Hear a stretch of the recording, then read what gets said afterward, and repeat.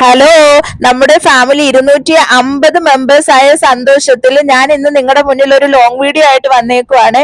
എന്റെ അടുക്കളയും എന്റെ ഉമ്മായെയും ഒക്കെ ഒന്ന് പരിചയപ്പെടുത്തി തരാമെന്ന് കരുതിയേ. ഇതാണ് എന്റെ കുഞ്ഞ് അടുക്കള. ഞങ്ങൾ അടുപ്പിലാണ് ചോറ് വെക്കുന്നത്. ഇത് അരിപ്പത്തിരി ഉണ്ടാക്കാനായിട്ടുള്ള കാര്യങ്ങൾ ചെയ്യുവാണ്. ഇനിയും അരിപ്പത്തിരി ഉണ്ടാക്കാൻ അറിയാൻ വയ്യാത്തവർക്ക് ഈ മെഷർമെന്റിൽ ഒന്ന് ചെയ്തു നോക്കുക കേട്ടോ. അതായത് 1 ഗ്ലാസ് അരിപ്പൊടിക്ക് 2 ഗ്ലാസ് വെള്ളം വെക്കുക.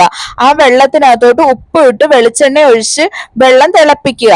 ആ തിളച്ച് കഴിയുമ്പോഴത്തേക്കും ആ വെള്ളത്തിൽ നിന്ന് കുറച്ച് ഒരു 1/4 ഗ്ലാസോളം എടുത്ത് മാറ്റിയിട്ട് വേണം ഈ പൊടി അങ്ങോട്ട് ഇട്ട് കൊടുക്കാന്. പൊടി ഇവിടെ കിണ്ടുക എന്നാണ് പറയുന്നത്, വേറെ അല്ലെങ്കിൽ കുഴയ്ക്കുക. എന്താ ഓരോ നാട്ടിലും ഓരോ സംഭവം പേരുകളാണല്ലോ, എന്തുവാണെന്ന് എനിക്ക് കറക്റ്റ് ആയിട്ട് അറിയത്തില്ല കേട്ടോ. ഇവിടെ കിണ്ടുക എന്ന് പണ്ട് മുതലേ കേട്ടിട്ടുള്ളതുകൊണ്ട് ആ കിണ്ടുക അതങ്ങനെ അങ്ങോട്ട് കുഴച്ചെടുക്കുമ്പോഴത്തേക്കും എന്തെങ്കിലും വെള്ളത്തിന് പോരായ്മ ഉണ്ടെങ്കിൽ നമ്മൾ മാറ്റിവെച്ച ആ 1/4 ഗ്ലാസ് വെള്ളം അങ്ങോട്ട് ഇട്ട് കൊടുത്താൽ മതി കേട്ടോ. ബാക്കി ഇതേ പ്രോസസ്സിംഗ് ഒക്കെ ഞാൻ ഇതിൽ കാണിക്കുന്നുണ്ട്. അതുപോലെ അറിയാൻ വയ്യാത്തവരുണ്ടെങ്കിൽ അങ്ങനെ ഒന്ന് ചെയ്തു നോക്കുക കേട്ടോ. ഞാൻ പിന്നെന്താ ബീഫ് കറി ഉണ്ടാക്കാമെന്ന് കരുതി. ഞാൻ ഇങ്ങനെ അല്ല സാധാരണ ബീഫ് കറി ഉണ്ടാക്കുന്നത്. ഇന്ന് നമുക്കൊന്നൊരു വെറൈറ്റി സമൂസ ഉണ്ടാക്കാമെന്ന് കരുതി. അതുകൊണ്ട് ബീഫ് ഇങ്ങനെ വേവിക്കുന്നത്. ഉപ്പും മഞ്ഞപ്പൊടിയും കുരുമുളക് പൊടിയും ഇട്ട്. ഉപ്പ് ഞാൻ ഒരു ഇത്തിരിയേ ചേർക്കുന്നുള്ളൂ. നിങ്ങൾക്ക് അറിയാമല്ലോ, എന്റെ നേരത്തെ വീഡിയോസിൽ തന്നെ മാഗി ക്യൂബിന്റെ ഒരു അസ്കിത ഉള്ളത് കൊണ്ട് മാഗി ക്യൂബ് ചേർക്കേണ്ടത് കൊണ്ട് ഞാൻ ഉപ്പ് പേരിനെങ്ങാണവേ ചേർക്കത്തുള്ളൂ. ചിലപ്പോൾ ഉപ്പ് ചേർക്കാറേ ഇല്ല. ഈ മാഗി ക്യൂബിന്റെ ഉപ്പ് കൊണ്ട് തന്നെ ആ ഒരു ബാലൻസ് ആയി പോയിക്കോളും കേട്ടോ. ഞാൻ ഈ സവാള അരിഞ്ഞ സംഭവം ഉണ്ടല്ലോ, അത് നല്ല പ്രോഡക്റ്റ് ആണ് കേട്ടോ.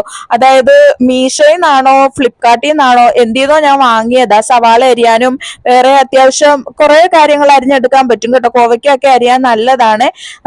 ഞങ്ങൾ അടുപ്പിലാണ് ചോറ് വെക്കുന്നത്. ഇപ്പോഴും എല്ലാവരും അടുപ്പിലാണോ ചോറ് വെക്കുന്നത്? ഗ്യാസിലൊക്കെ എന്റെ ഫ്രണ്ട്സിന്റെ ഒക്കെ വീട്ടിൽ ഗ്യാസിലാണ് ഇപ്പോഴും ചോറ് വെക്കുന്നത്.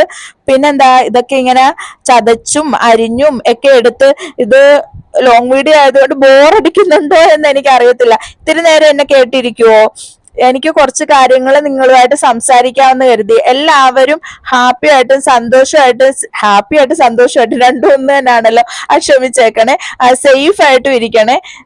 പിന്നെന്താ, എന്റെ കൈ ഇതേ ഇടയ്ക്ക് മുറിഞ്ഞു കേട്ടോ. അത് സ്വാഭാവികമാണല്ലോ, അടുക്കളയിൽ പണി ചെയ്യുമ്പോഴത്തേക്കും കൈ മുറിയുക എന്നൊക്കെ പറയുന്നത്. പിന്നെന്താ പറയുക, ഇതെല്ലാം ഞാൻ സെറ്റ് ചെയ്ത് വെച്ചു. സവാളയൊക്കെ അരിഞ്ഞു വെച്ചു. ഈ ബീഫ് ഉണ്ടല്ലോ, ഈ ഒരു ഇതാകുമ്പോഴത്തേക്കും ഞാൻ അതിൽ നിന്ന് കുറച്ചെടുത്ത് മാറ്റി കേട്ടോ. അത് ക്രഷ് ചെയ്യാൻ വേണ്ടിയാണ്. എന്തിനായിരുന്നു ഞാൻ നേരത്തെ പറഞ്ഞായിരുന്നല്ലോ, അത് തന്നെ സമൂസ ഉണ്ടാക്കാൻ വേണ്ടിയാണ്.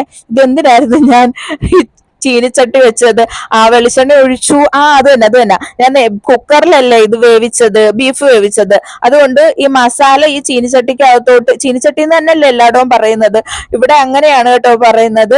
ചീനിച്ചട്ടി വെച്ച് അതിനകത്തോട്ട് എണ്ണ ഒഴിച്ചു. ആദ്യം ഇഞ്ചിയും വെളുത്തുള്ളിയും കൂടി ഇട്ട് നന്നായിട്ടൊന്ന് വരട്ടി എന്നാണോ വയറ്റി എന്നാണോ, എന്തായാലും വരട്ടിയോ വയറ്റിയോ എടുത്ത്, ഇത് ഇത്തിരി കൂടുതലുള്ളത് കൊണ്ട്, ഞാൻ നേരത്തെ പറഞ്ഞില്ലേ സമൂസയ്ക്കൊക്കെ വേണമെന്ന്, അതുകൊണ്ട് ഞാൻ കുറച്ച് കൂടുതലാണ് എടുത്തേക്കുന്നത്. അത് ഞാൻ മൂടി വെച്ച്, ഇതിട്ട് ഇളക്കണ്ടല്ലോ കുറെ നേരം, അതുകൊണ്ടൊന്ന് മൂടി വെച്ച് കേട്ടോ. അതൊന്ന് ആവിയിൽ ഒന്ന് താന്ന് വരുമല്ലോ, അങ്ങനെ അതിനുവേണ്ടി വെച്ച് കേട്ടോ. അപ്പോഴത്തേക്കും ഉമ്മ അപ്പുറത്തെ അടുപ്പില് കോവയ്ക്ക തോരൻ വെക്കുവാണ്. കോവയ്ക്ക തോരൻ വെക്കാൻ വേണ്ടിയുള്ള കാര്യങ്ങൾ ചെയ്യുക. പിന്നെന്താ പറയാ, ആദ്യം കോവയ്ക്ക ഇട്ട് കൊടുത്തു. അതൊന്നും ഓക്കെ. കോവയ്ക്ക എനിക്ക് സാധാരണ കോവയ്ക്ക മെഴുക്കുവരട്ടിയോടാണ് കേട്ടോ കൂടുതൽ ഇഷ്ടം. പിന്നെ ഉമ്മ പറയുന്നത് ഉമ്മാക്ക് കോവയ്ക്ക തോരനാണെന്ന് തോന്നുന്നു. കൊള്ളാം എന്തോ. ഞാൻ മെഴുക്കുവരട്ടാൻ പറഞ്ഞപ്പോ ഉമ്മ എന്തോ പറഞ്ഞായിരുന്നു. എന്തൊക്കെയോ പറഞ്ഞ്. എന്നിട്ട് സ്പൈസസ് ഞാൻ ഇട്ടത് കണ്ടല്ലോ, അത്രയും സ്പൈസസ് അങ്ങോട്ട് ഇട്ട്. പിന്നെ ഈ മാഗി ക്യൂബിന്റെ രണ്ടെണ്ണവും ഞാൻ ഇട്ട്. എന്നിട്ട് ഇത് ഇത്രയും മാറ്റി വെച്ചത് സമൂസ ഉണ്ടാക്കാൻ വേണ്ടിയാണ്. ഞാൻ ആദ്യം കാണിക്കുമ്പോഴത്തേക്കും ഇങ്ങനെ അല്ല മടക്കേണ്ടത്, ആ താഴത്തേതാണ് ഇങ്ങോട്ട് മടക്കേണ്ടത്. അതൊന്ന് കാണിക്കാൻ വേണ്ടിയാണ് അങ്ങനെ ചെയ്തത്. ഞാൻ അതാ തേച്ചു കൊടുക്കുന്ന എന്താണെന്നറിയാവോ?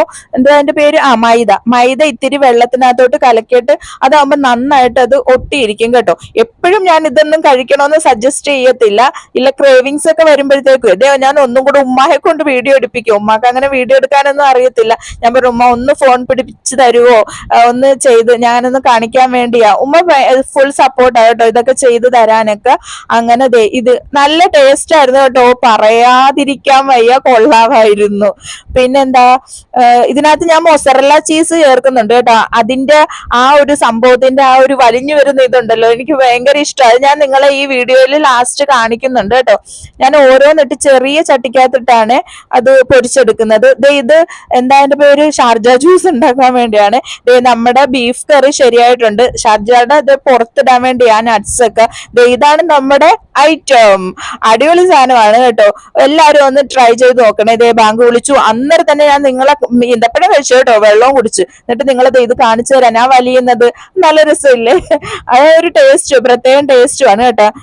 എനിക്ക് ആ ഒരു നല്ല കറുമുറ ഇരുന്ന അത് നിങ്ങളെ ആ ഒരു സൗണ്ട് ഒന്നും കേൾപ്പിക്കാൻ പറ്റിയില്ല. നോക്കട്ടെ കേട്ടോ, ഇനി എപ്പോഴെങ്കിലും അത് കേൾപ്പിച്ചു തരാം.